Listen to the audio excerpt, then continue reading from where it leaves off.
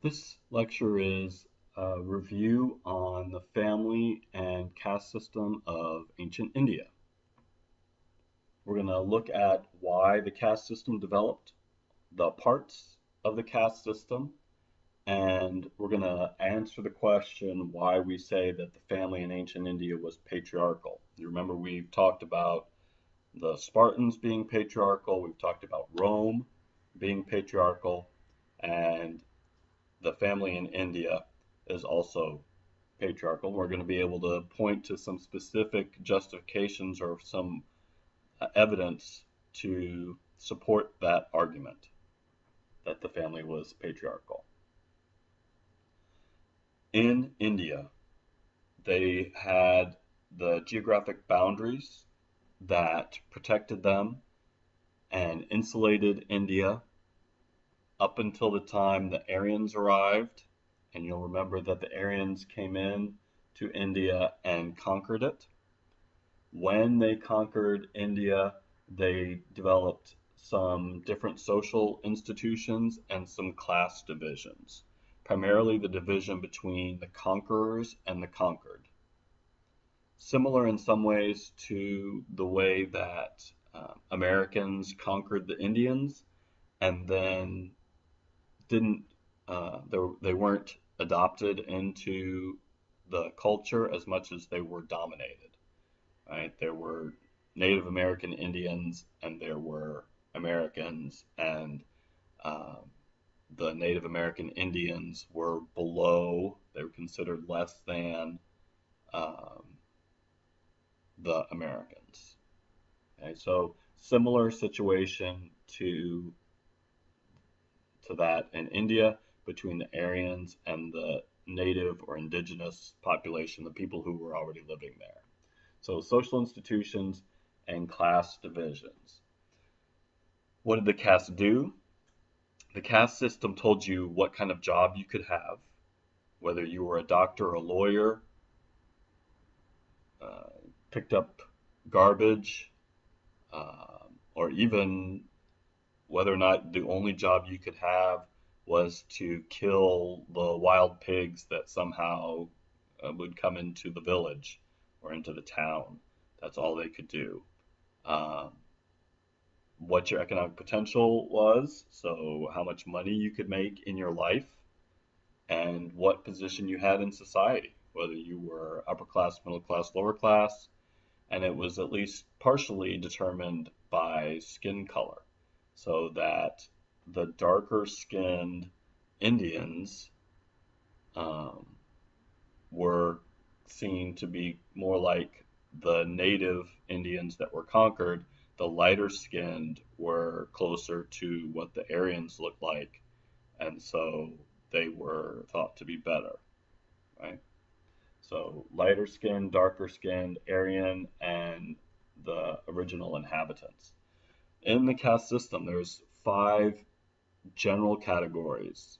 There's the Brahmins, they're the priests, that's the highest level. The Kshatriyas, which are the warriors, the Vaisyas, which were the merchant, the farmers, or the commoners, the Sudras, which were the peasants, and then the untouchables or the outcast. Now, the term caste isn't an Indian word. It's actually comes from, it's an English word that comes from a Portuguese word. When the Portuguese arrived in India, they described this system. Uh, I don't speak Portuguese, but it's Casta, casta, which means breed or race. So the Portuguese saw this division. They're the ones who labeled it the caste system, which the English then adopted. So they saw this as determining different breeds of people. So the Brahmins were the top breed. The Kshatriyas were below them. The Vaisyas were below them. The Sudras were below them. And then the untouchables were outcasts, means they were without a breed, they were without a race. That's how low they were. It's almost like saying they were less than human. Okay? So that untouchable, that outcast, that's not a cool thing. That's the lowest of the lowest of the low. They got the jobs that no one else would do, not just because, they were they considered themselves to be superior, but because to do those jobs made you filthy, like as a person, not just dirty.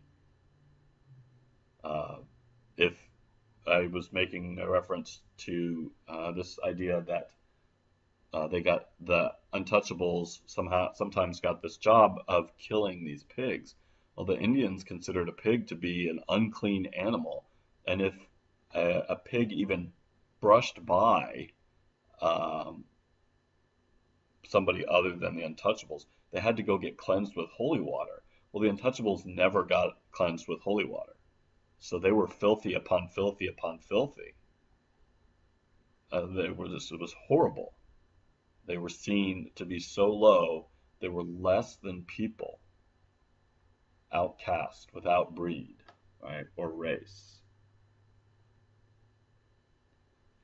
The family is really important in Indian culture, ancient Indian culture, the basic building block, right? So everything comes down to the family. Similar to what we talked about with Rome, how with Rome, with the family was the central building block. It was the most important parts, what everybody focused on.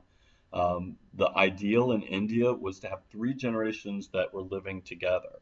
So grandparents, parents, and children would all live in the same place.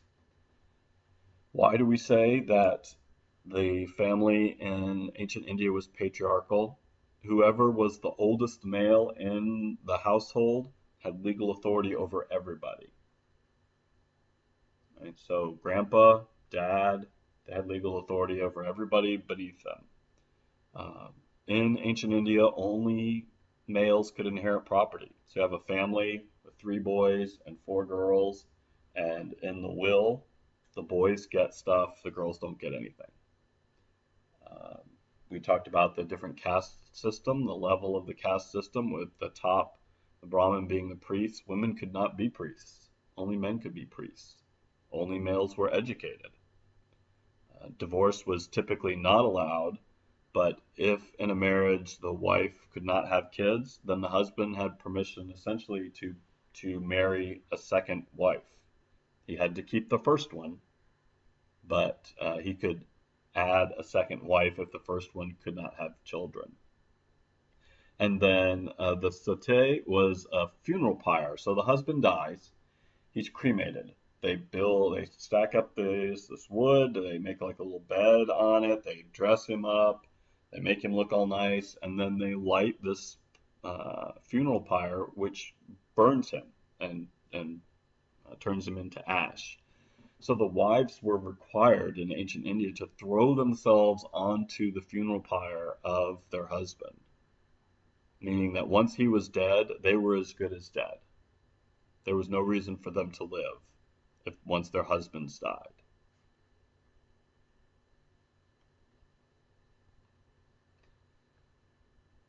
That goes back, if you look back to our objectives, we talked about why the caste system developed with the invasion by the Aryans. We talked about the five different parts of the caste system, and I just explained to you uh, why we say that the family in ancient India was patriarchal. So you can review this, you can rewind it uh, back to the beginning if you would like to listen to it again. It's probably a good idea to write some of this down. I don't have a specific notes page for you with prompts, but having listened to it once, it would be a good idea to go back and listen to it again and write some of this down so that you'll remember it. This will play an important role in some of your discussions, both in history and in um, your English class, maybe if you're looking at for culture in your English class, particularly Indian culture for that. Uh, so you can do that. You can also then go into the next part of this assignment, which is to create an illustration that either explains the caste system or shows why the ancient Indian family was considered to be patriarchal. So I want you to illustrate an aspect of this lecture so that I can evaluate your mastery of the concepts. Let me ask you a couple questions also uh, over the material. So review this again, write your notes down, make sure that you know it, because there will be a summative over this as well, in addition to the assignment.